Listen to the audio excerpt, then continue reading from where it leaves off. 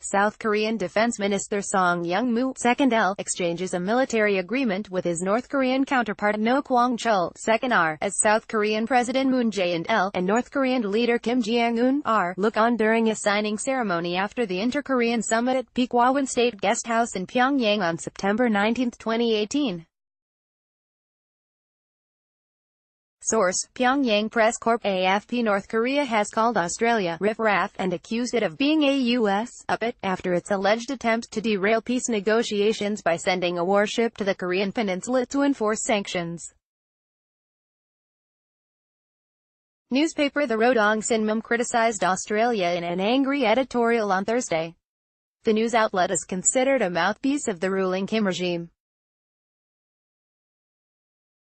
Australia announced earlier this month it would be sending the missile frigate the HMAS Melbourne, along with 2 AP-3C Orion surveillance aircraft, as part of a multinational operation to enforce trade sanctions imposed by the United Nations.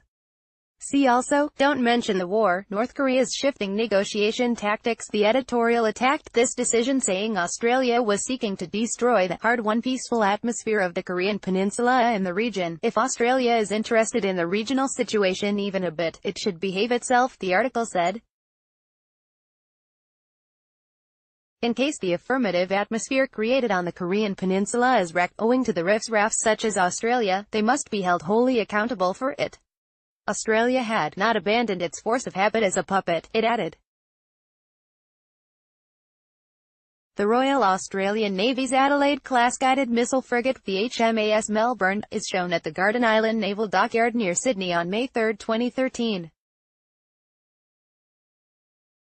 Greg Wood, AFP Australia is working alongside Japan, the US, Canada and South Korea to the strictest sanctions ever imposed on Pyongyang.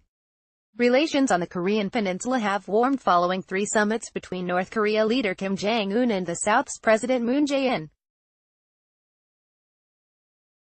Earlier in the week, the pair authorized the removal of weapons and guards from the border. They have begun removing mines and other explosive devices inside the heavily armed demilitarized zone that separates the two countries. It was also reported on Thursday that they will allow a small number of tourists to cross the demarcation line for the first time in over 60 years. Despite this, U.S. President Donald Trump has urged allies to maintain pressure on the North to keep the regime at the negotiating table over its nuclear program. North Korea has railed against the measures, saying on Friday the increased pressure on Pyongyang damages the relationship. See also, empty gesture, North Korea to allow nuclear inspectors into test site. We think that sanctions and pressure do more harm than good. They are not at all confidence-building measures, but confidence-destroying measures, Song Il-hyuk, Deputy Director General of the North Korean Foreign Ministry's Institute for Disarmament and Peace, told reporters at the Songshan Security Forum in Beijing. North Korea has continued to flaunt sanctions. The Australian and Allied forces were deployed last month to detect and disrupt illicit ship-to-ship transfers to North Korean tankers in the East China Sea. In August, the U.S. Treasury Department sanctioned 2 Russia-based shipping companies and 6 vessels for involvement in banned ship-to-ship oil product transfers to North Korea. Topics covered: Diplomacy, North Korea sanctions.